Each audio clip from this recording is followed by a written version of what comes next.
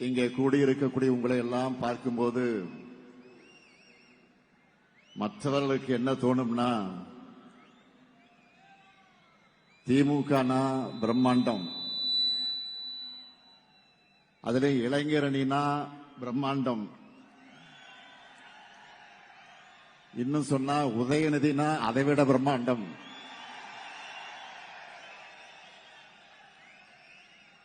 ஏன்னா பலருக்கும் பொதுக்கூட்டங்களை நடத்துறதே பெரிய சவாலா இருக்கு. ஆனா நமக்கு மாநாடுகள் என்பது வார வாரம் நடக்கக்கூடியதா ஆயிடுச்சு. இப்போ இந்த மாநாடு மட்டுமல்ல, ஏற்கனவே நடந்திருக்கக்கூடிய மாநாடுகள் மட்டுமல்ல, இந்த மாதம் மட்டும் இன்னும் 5 மாநாடுகள் நடக்கவிருக்கு. அதுக்கு தொடக்கமாக இந்த விருதுநகர் மாவட்டத்தில் இந்த சந்திப்பை ஏற்பாடு செய்திருக்கக்கூடிய தம்பி உதயநிதி அவர்களை நான் பாராட்டுகிறேன், வாழ்த்துகிறேன். தலைமை கழகத்தின் சார்பில் நன்றி கூறுகிறேன். அதேபோல் இளைஞரணி நிர்வாகிகளுக்கும் என்னுடைய பாராட்டுக்களை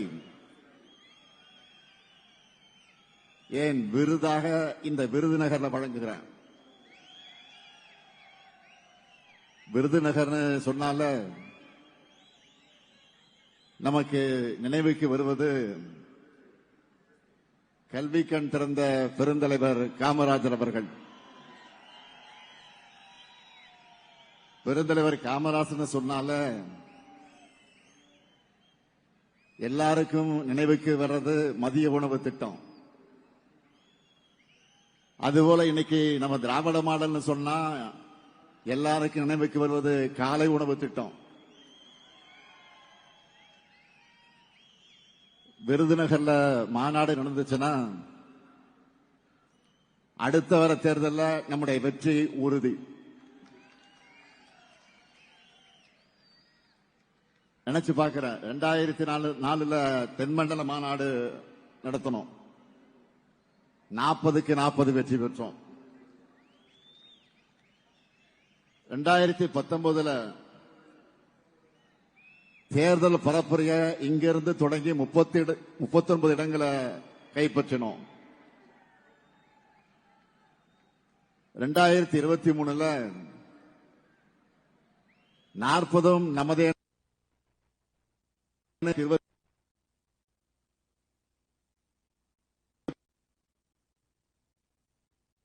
வெற்றி பெற்றோம். இப்போ 2026 புதிய சாதனை படைக்க நீங்க தயாரா? நம்முடைய டார்கெட் என்ன? அதுக்காக நீங்க ரெடியா? கான்பிடென்டா இருக்கக்கூடிய உங்களை பார்க்கும்போது என்னுடைய நம்பிக்கையும் இன்னும் பல மடங்கு உற்சாகத்தை கூட்டுது. இந்த விருதுநகர் மாவட்டத்தில் கால் பதிச்சதுமே எனக்கு பழைய நினைவுகள் எல்லாம் வந்துச்சு. தம்பி உதயநிதி பேசுகிற போது குறிப்பிட்டு சொன்னார், இந்த மாவட்டத்தில் என்னுடைய காலடி தடம் பதியாத கிராமமே கிடையாது. அந்த அளவுக்கு இளைஞரணியை தொடங்கினப்போ அப்ப இந்த மாவட்டத்தினுடைய ஒருங்கிணைந்த மாவட்ட கழகத்தினுடைய செயலாளராக இருந்த அண்ணன் தங்கபாண்டியன் கூட எல்லா கிராமங்களுக்கும் சென்று நான் கொடியேற்றி இருக்கிறேன். எப்போ விருதுநகருக்கு வந்தாலும் அந்த பாசத்தையும் நேசத்தையும் குறைவில்லாம கொடுக்கிறவங்க தான் இந்த விருதுநகர் மாவட்டத்தில் இருக்கக்கூடிய மக்கள். இந்த விருதுநகர் மண்ணில் மருது சகோதரர்களைப் போல இணைஞ்சு பணியாற்றி கழக கோட்டையை கட்டி காக்கக்கூடிய கே.எஸ்.ஆர். ராமச்சந்திரன் அவர்களுக்கும் தங்கம் தென்னரசு அவர்களுக்கும் என்னுடைய பாராட்டுக்களையும் வாழ்த்துக்களை நான் தெரிவித்துக்கிறேன். பாருங்க, 2 பேரும் ஏஞ்சி ஒரே நேரத்தில் வணக்கம் வைக்கிறாங்க பாருங்க. அதான் நம்ம KKSSR அவர்களை பொறுத்த வரைக்கும் ரொம்ப பாசக்காரர். யாரை பார்த்தாலும் அண்ணாச்சி அண்ணாச்சி அண்ணாச்சி.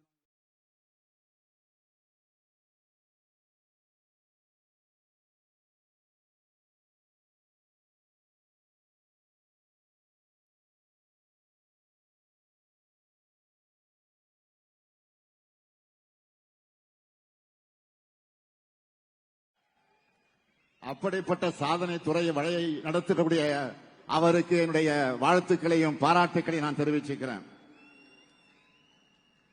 அதேபோல் இந்த மாநாட்டை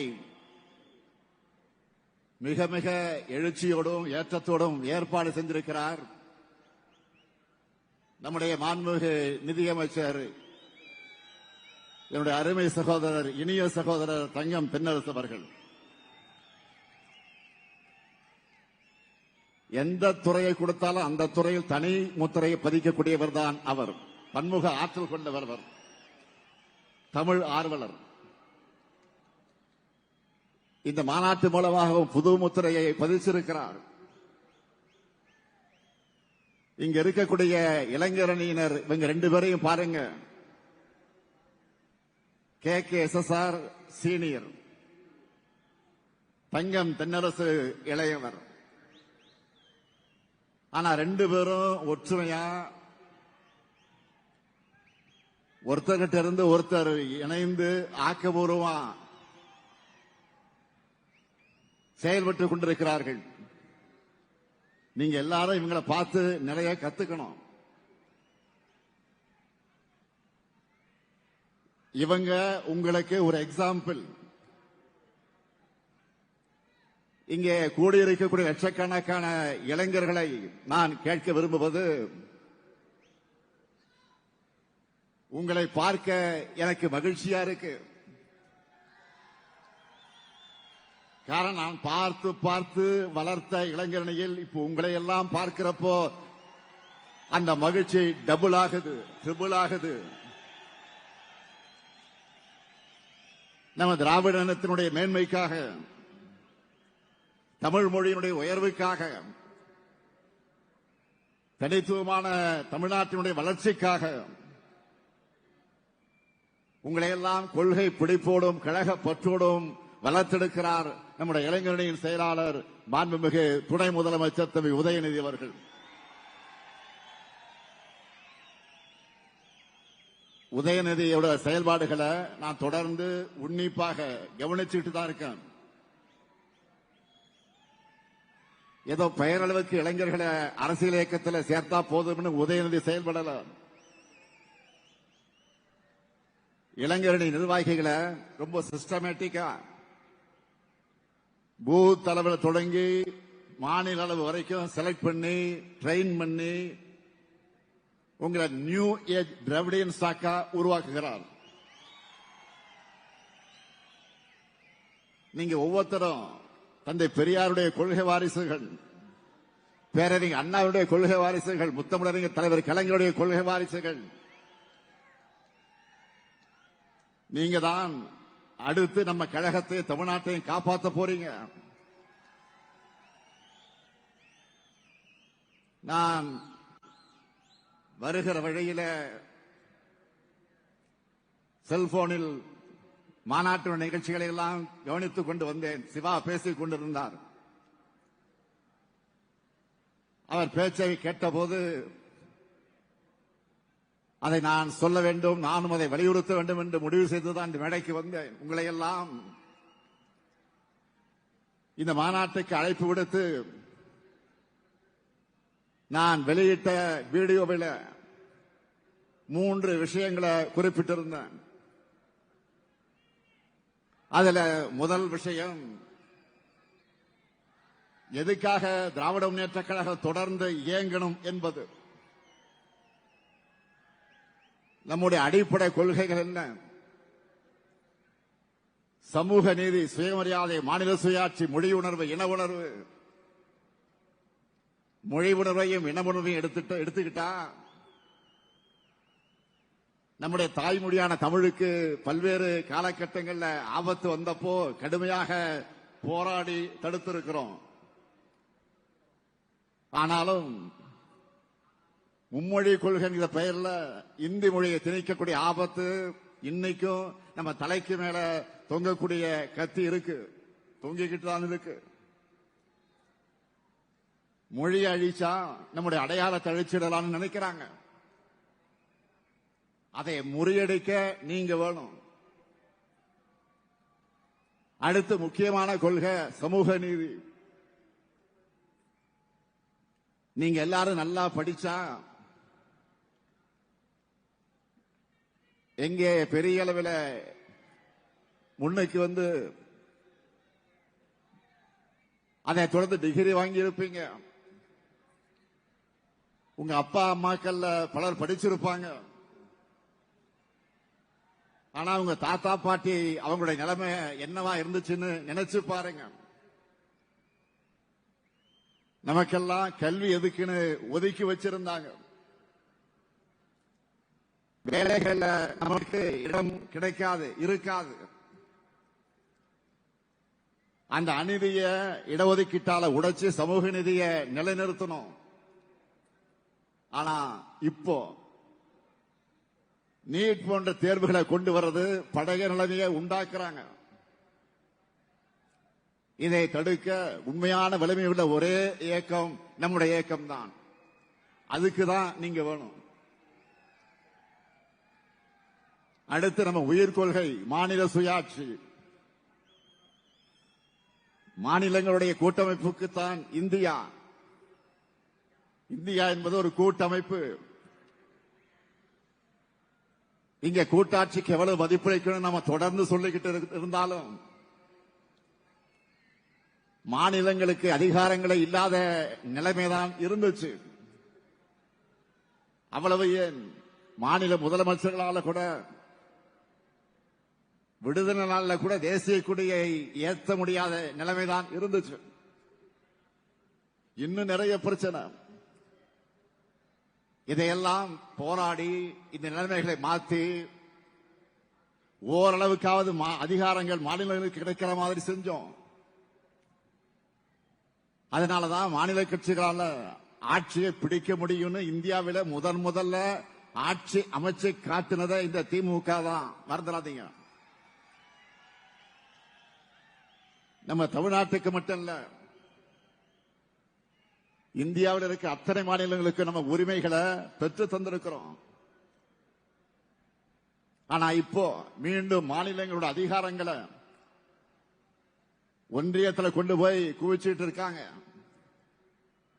மாநிலங்களை முனிசிபாலிட்டி போல மாத்திரன்னு துடிக்கிறாங்க. மாநில கட்சிகளை இருக்கக்கூடாதுன்னு பாஜக செயல்படுது. ஆனா அவங்களால தொட முடியாத ஒரே மாநிலம் தமிழ்நாடு தான். இதை பாதுகாக்க நீங்க தேவை. அடுத்து நம்முடைய உறுதி கொள்கை என்ன? சுயமரியாதை. இடுப்புல கட்டியிருந்த துண்டு தோளுக்கு வந்த வரலாறு அது. தன்மானம் தான் உயிர் மூச்சுன்னு தமிழினம் தலை நிமிர்ந்த வரலாறு. ஒவ்வொரு தனி மனிதனுடைய சுயமரியாதையை காப்பாற்றி தமிழ்நாடு தலை நிமிர்ந்து நின்னா இப்ப அடிமைகளும் துரோகிகளும் எதிரிகளும் கூட சேர்ந்துகிட்டு ஒட்டுமொத்த மாநிலத்தோட சுயமரியாதை அடகு வைக்க முயற்சி பண்றாங்க. அதனால்தான் தமிழ்நாடு தலைகுனியாது என்று சொல்லக்கூடிய தெம்பும் திராணியும் நெஞ்சுரமும் கொண்டிருக்கக்கூடிய ஒரே இயக்கமாக நம்முடைய திராவிட முன்னேற்ற கழகம் விளங்கிக் கொண்டிருக்கிறது. சுயமரியாதையை விட்டுக் கொடுக்கும் கூட்டத்தை வீழ்த்த நீங்க எல்லோரும் தேவை. அதனாலதான் சொன்னேன், தமிழ்நாட்டுக்கும் தமிழினத்துக்கும் திராவிட முன்னேற்ற கழகத்திற்கும் என்றும் நீங்கள் தேவை. உங்களை போன்ற உடன்பிறப்புகள் எண்ணிக்கை அதிகமானா ஒரு நூற்றாண்டு மட்டுமல்ல, இன்னும் பல நூற்றாண்டு காலத்திற்கு திராவிட முன்னேற்ற கழகத்தை எந்த கொம்பனாலும் தொட்டுக்கூட பார்க்க முடியாது.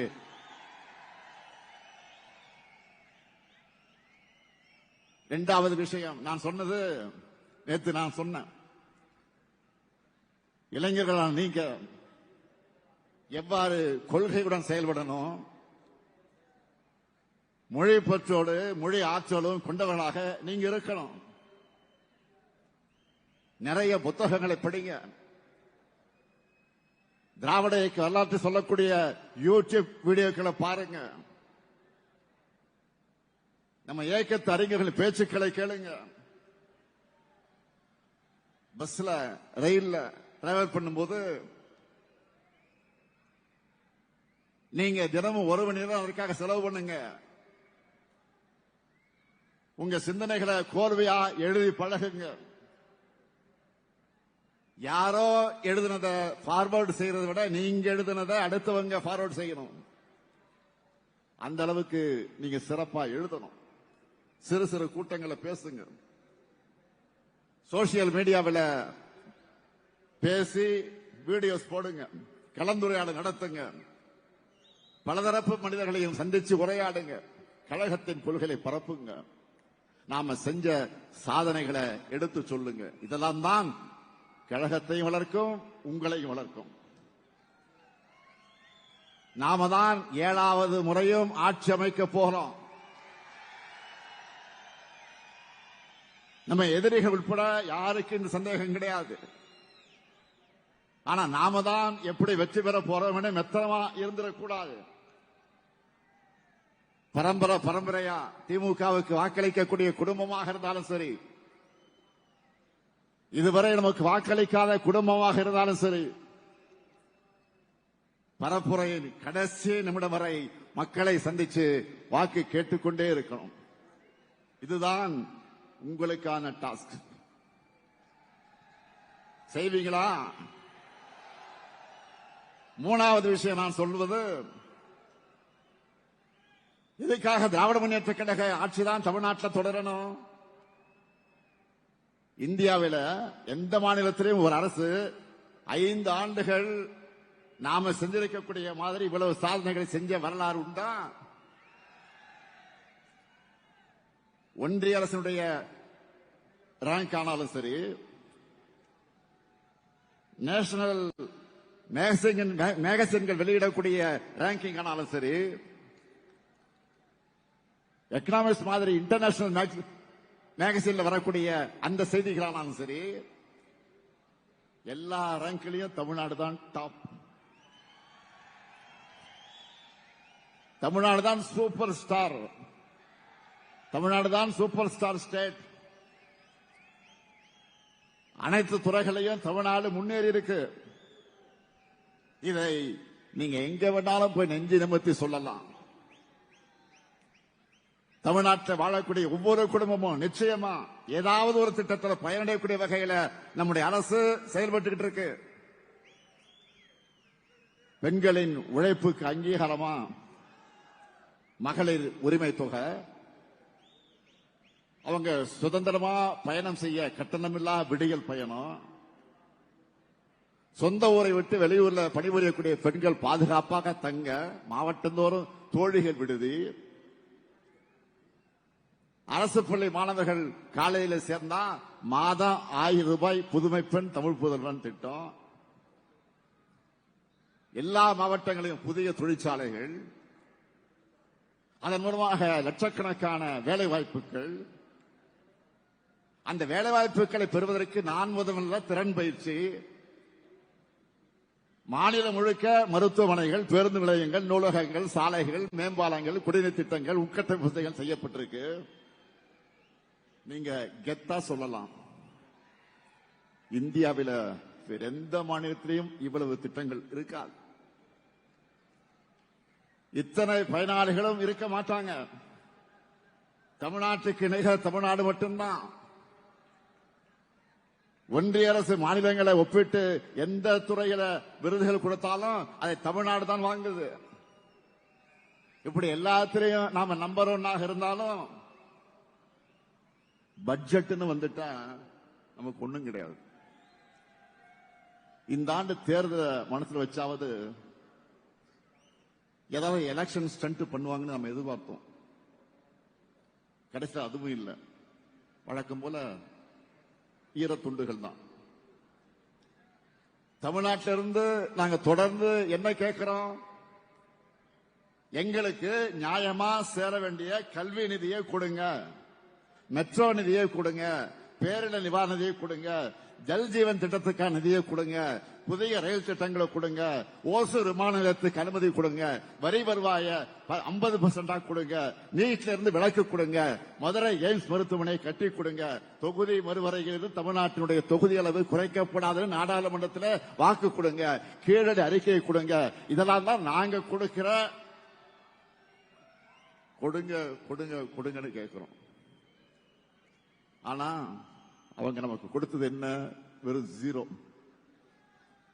அப்ப நாமளும் அவங்களுக்கு எலெக்ஷன் அதையே தானே திருப்பி கொடுக்கணும்.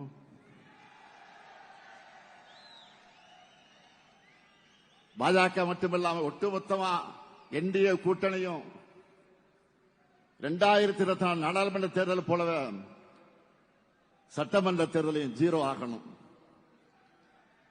தமிழ்நாட்டுக்கு 0 சொன்ன ஒன்றிய அரசை எதிர்த்து குரல் கொடுக்காம பாஜகவுடைய கிளை செயலாளராக மாறியிருக்கிறார் எதிர்க்கட்சி தலைவர் பழனிசாமி. எடப்பாடி பழனிசாமி இப்ப முழுசா என்டிஏ பழனிசாமியாக மாறியிருக்கிறார். நானும் ரவுடி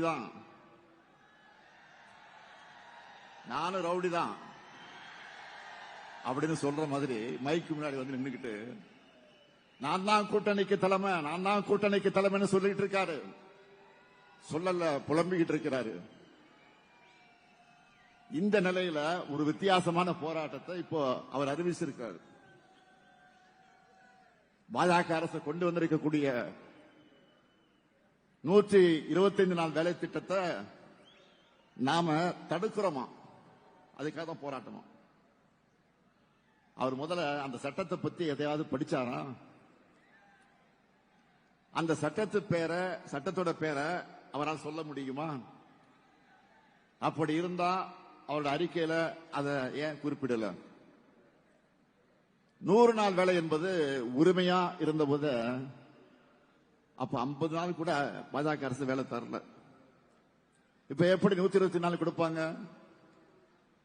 இதுல என்னன்னா இனி மாநில அரசு தான் 40 விழுக்காடு நிதியை தரணும்னு வேற மாத்தி இருக்கிறாங்க.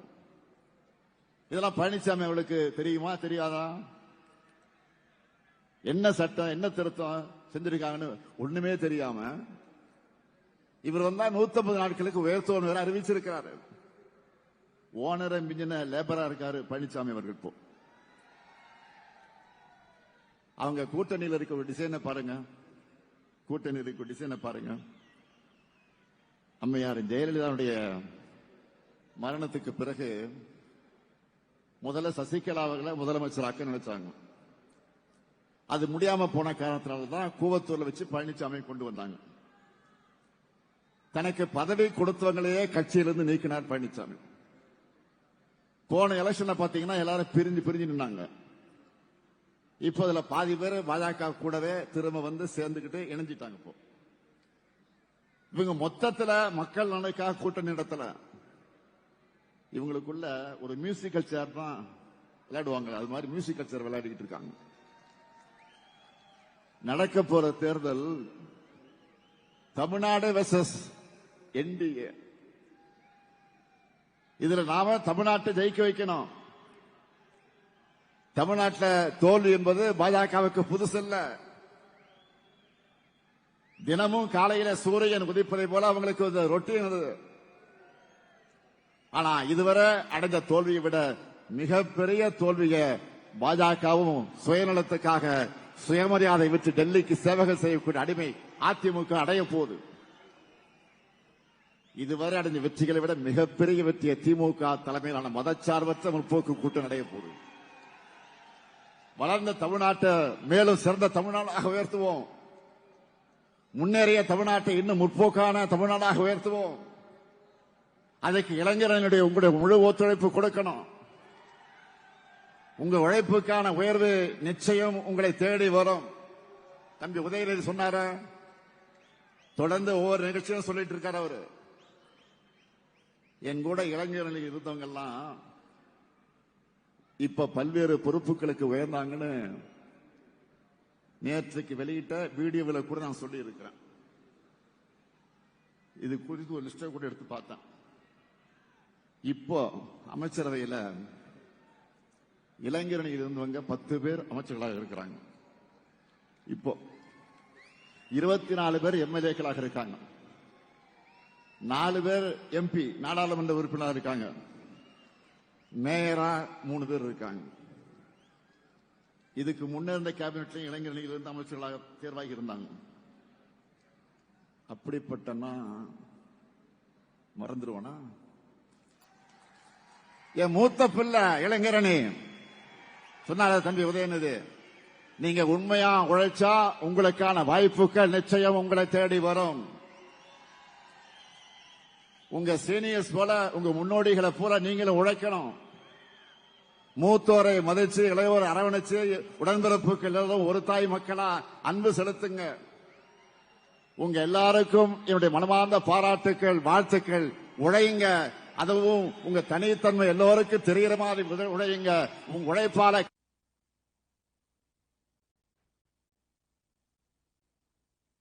மாநிலத்தை உயர்த்துங்க. அடுத்து வெற்றி மாநாட்டில் மீண்டும் சந்திப்போம். தமிழ்நாடா என்டிஏவா என்ற ஜனநாயக போர்ல நாம் வெல்வோம் ஒன்றாக. நன்றி, வணக்கம்.